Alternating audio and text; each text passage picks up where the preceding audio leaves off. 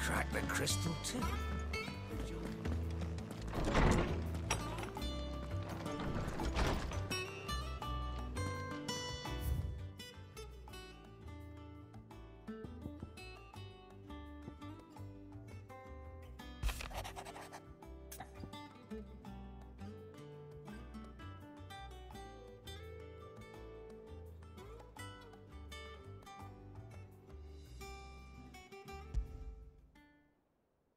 Trouble with the ledgers. Shouldn't he be asking Otto for help?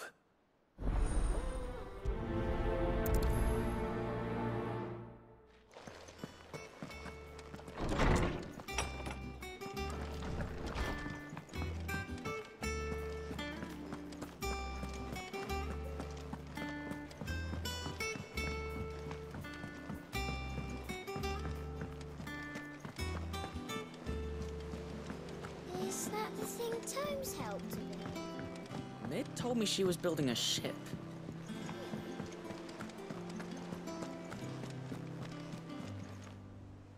Clive, did you get my letter? That's why I'm here. Shh. Otto might be listening. Is this better? A little. Listen. I've some bad news. It turns out the hideaway may be slightly behind in its payment to certain lenders, and it may be my fault. But I swear to the goddess, I thought I had the numbers square. Sadly, that square turned out to be more of a circle. 0, you might say. I can straighten it out, I swear, but it's gonna take some time, and I'm gonna need help keeping it from Otto. Bit late for that, I'd say. There you are! What a surprise! So let me get this straight. You forget to pay our lenders what they're due, and instead of coming straight to me, you get Clive to come to you. And I hope he'll dig you out of the hole you've dug for yourself. Clive, the man in charge of the place you've been cheerfully trying to bankrupt. And you thought this was a cunning plan. Why? Well, who needs paying? Oh, just Martha. And the dame.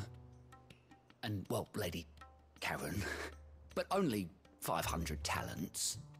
We owe 3 of our most trusted friends 5 million gil. Each. 5 million each.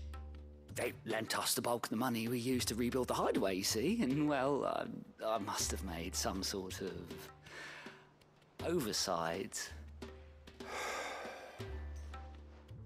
Those ledgers were my responsibility, and it was my decision to entrust them to you. This is my fault. Do we have that much to hand? I can always ask my uncle. No, we don't. And no, you won't. We've lightened Lord Rosfield's purse enough. After the king's ransom we had off him, he deserves better than to see our begging bowl. Besides, we'll need to learn to stand on our own if we're gonna make this work. All right. But that doesn't mean you have to shoulder the burden yourself. Is there anything I can do to help? There might be.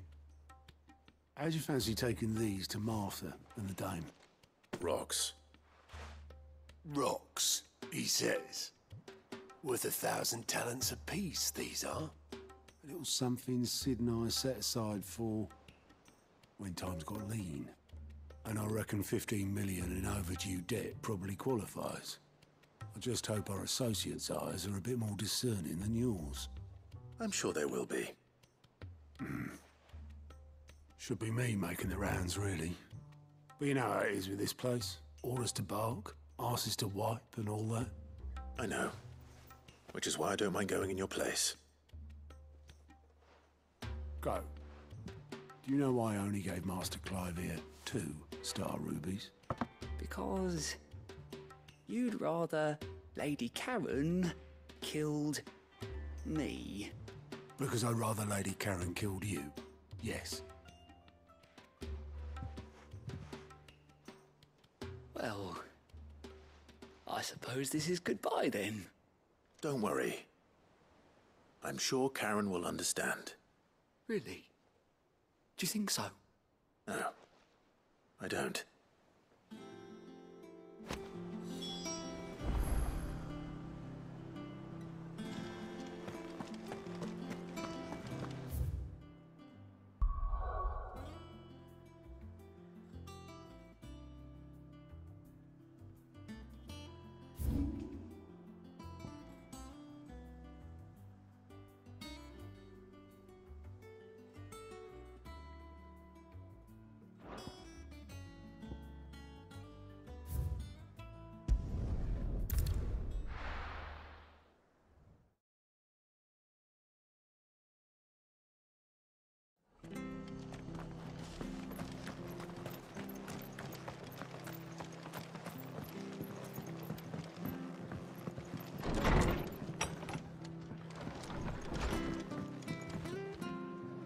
Clive, we weren't expecting you.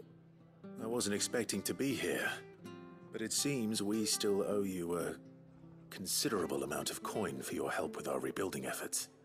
And though I doubt it's what you were expecting, we were hoping you'd take this as payment.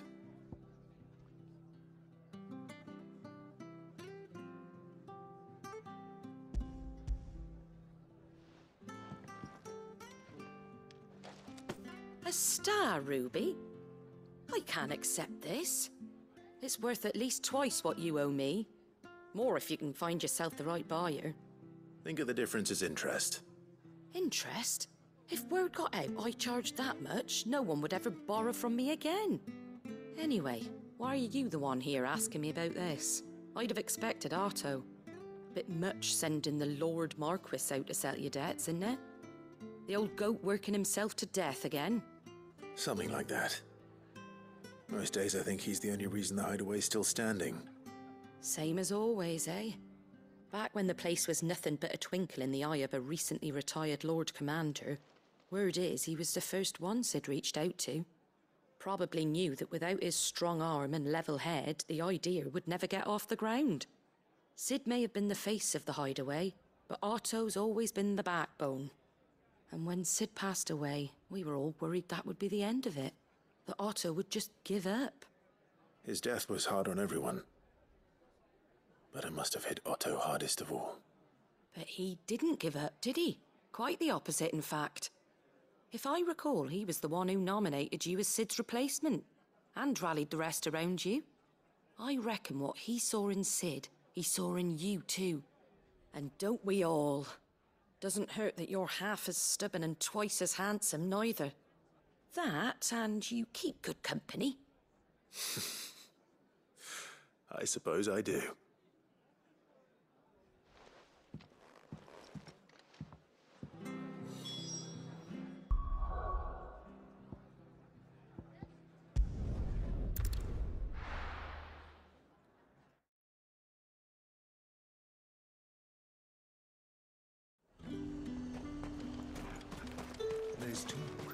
How the hell is anyone supposed to... Citizens are free to come and go as they please. Did you hear? The gates to heaven. I want to see you.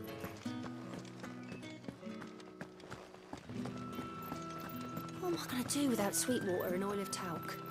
Still no caravan from the Dominion's perfumeries yet, then? Milady, I come bearing gifts.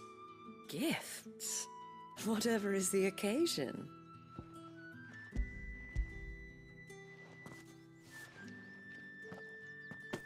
Oh my. Clive, you really have outdone yourself. Otto asked me to give it to you. To settle the hideaway's debt with the Veil.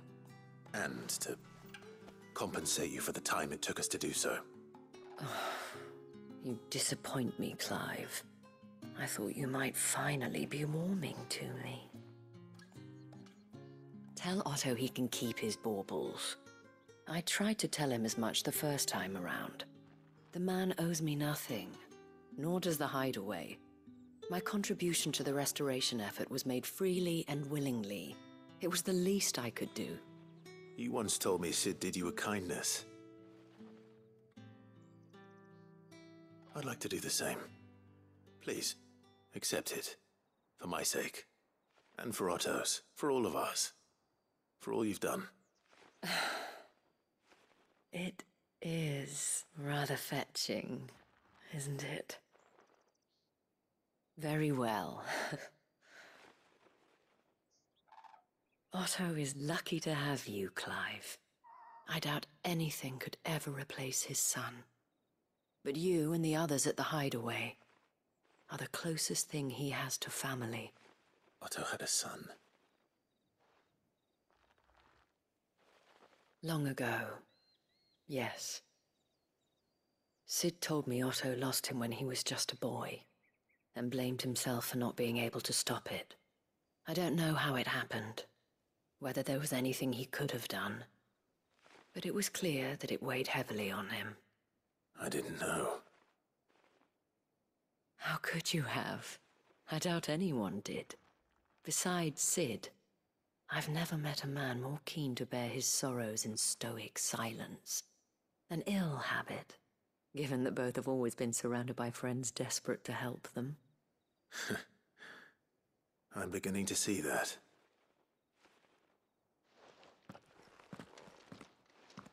Go will want to know the stones were delivered. If he's still with us.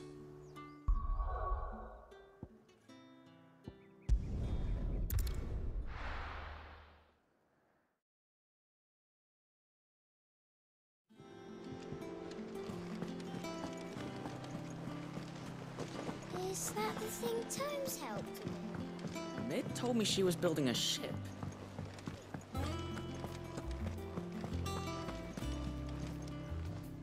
Goat. Still alive, I see. So Lady Karen accepted the ruby. Ah, about that. I tried my best, but she was just too stubborn to take it. She threw it right back in my face, in fact, and told me I could stick my stupid stone where the sun don't shine. Karen refused payment. I hope it wasn't something I said. I'm sure you're as tactful as ever. Let me see what I can do. Oh, wonderful. I hope you have better luck than I did.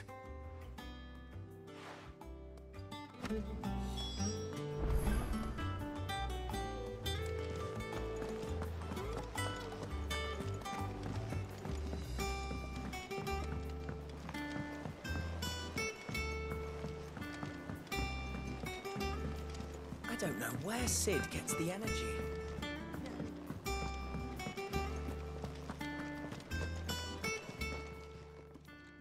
Lady Karen, Goat tells me you weren't happy with our offer. Would you prefer the debt was repaid in coin? What debt? I don't recall lending any of you lot me hard-earned gil. I may have tossed a talent or two in the hideaway's coffers, but those were donations, and you can hardly call it charity if you go asking for it back. Of course not. But one good turn deserves another. And our circumstances have changed. Surely you wouldn't shun the gratitude of a pauper who happened to have become a prince. Oh, so you're a prince now, are you? Fine. But I'm selling it and taking what I'm owed, then you're getting the rest whether you like it or not.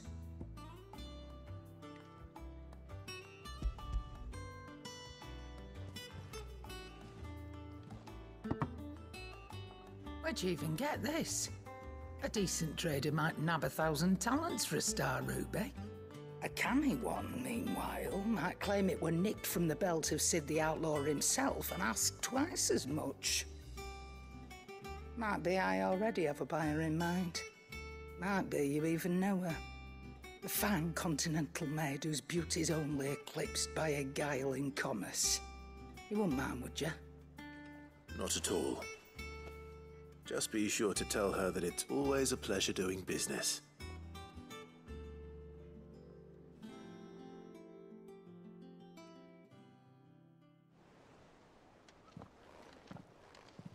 I hear you ended up delivering all 3 stones.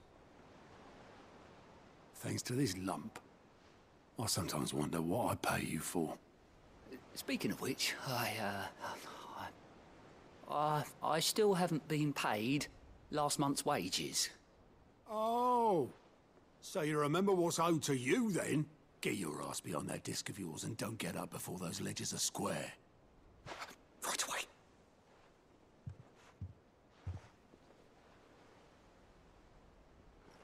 I've seen that before. Yeah, yeah. Plenty of times. It was the only goblet Sid ever used. Either out of habit, or because the filthy soul couldn't be bothered to find a clean one.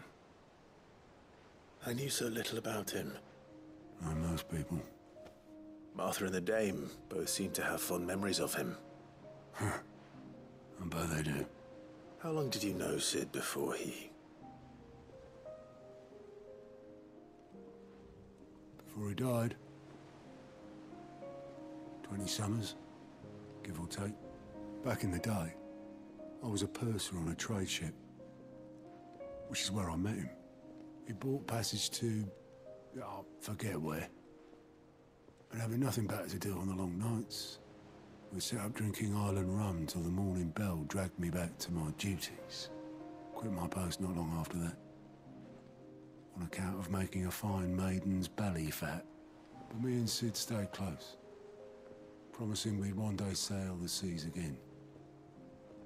That was before fate stepped in and said she was having none of it. The magic woke inside my son soon after his first name day, and there was no hiding his nag. Couldn't you and your family have... My family were the ones who summoned the constable, wanted the monster taken away. I couldn't turn my back on him, forget what I felt, and I couldn't for the life of me understand how they could. Luckily, Sid was of the same mind as me. It was him who stood beside me when all I wanted was to tear the whole world down. Him who cried for me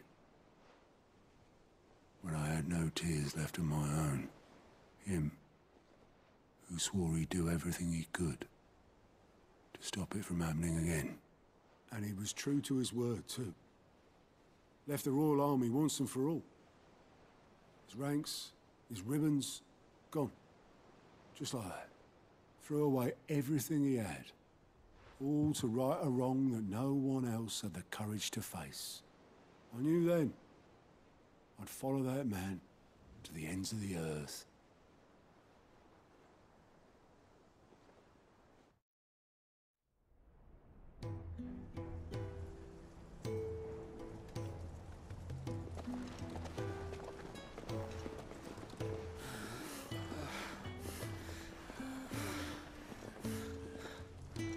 He was always too clever for his own good, was Sid. Saw the world for what it really was, while the rest of us were content to go along with the lie we were shown. And it can't have been easy, bearing that burden alone.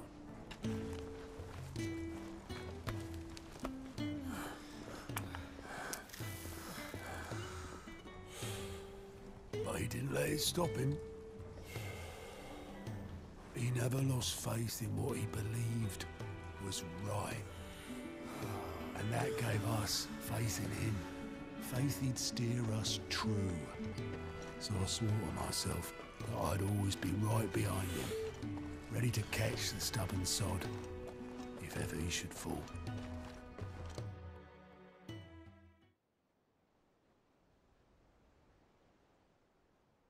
But I couldn't even do that.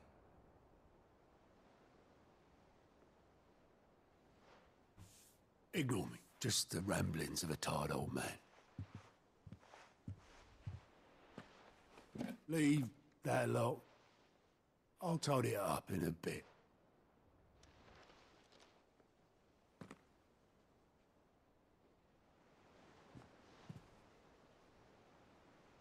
This is Sid's handwriting.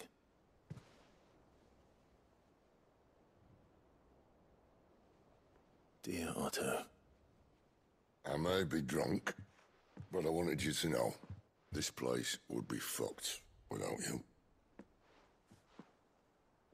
Love you. You grumpy old sod.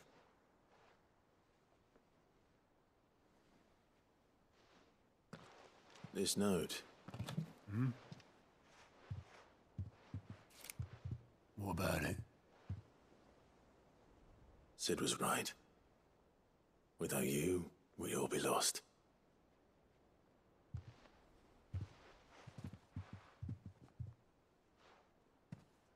He should have bloody well said so then. Just once. Before he went. But then, why would he? Him, or anyone? I'd only have told him to piss off.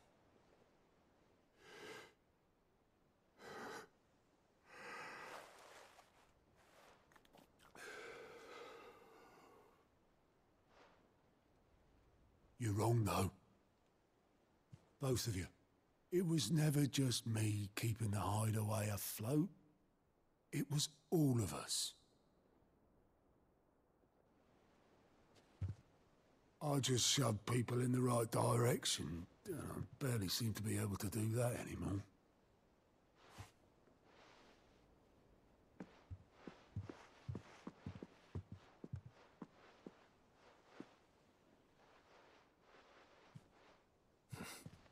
Would you rather goat were at the helm? Well, maybe I've got a few more years left in me. I'm going to hold you to that, Otto. Before you go, Sid would have wanted you to have this. But that's... This'll do me just fine.